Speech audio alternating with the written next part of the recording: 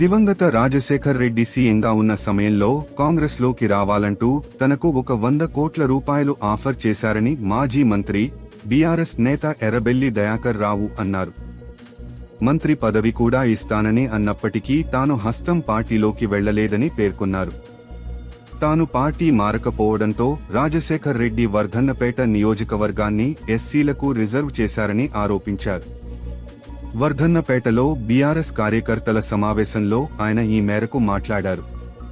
తదుపరి తెలంగాణ అసెంబ్లీ ఎన్నికల్లో వర్ధన్నపేట నియోజకవర్గం జనరల్ కాబోతోందని, మళ్లీ తానే గెలుస్తానని జోస్యం చెప్పారు.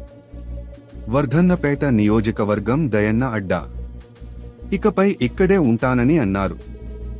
డిసెంబర్లో జరిగిన అసెంబ్లీ ఎన్నికల్లో తన ప్రత్యర్థి ఏడవటంతో సానుభూతి ఏర్పడిందని, అందుకు ఓటర్లు ఆమెను గెలిపించారని ఎర్రబెల్లి వ్యాఖ్యానించారు.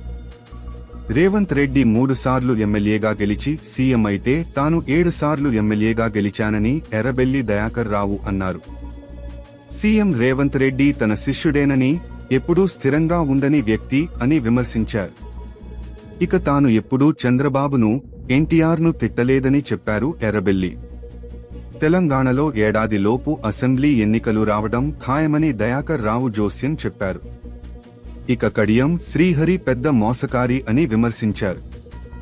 చంద్రబాబును, కేసీఆర్ను సైతం ఆయన మోసం చేశారని అన్నారు.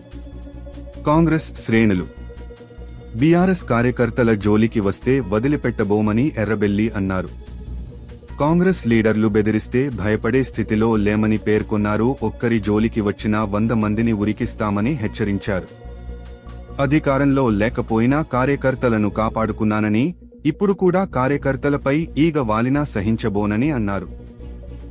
ఇక బీఆర్ఎస్ అధినేత కేసీఆర్ తనకు ఒక పదవి ఇస్తానంటున్నారని, ఆ విషయంపై ఆలోచిస్తున్నానని ఎర్రబెల్లి వెల్లడించారు.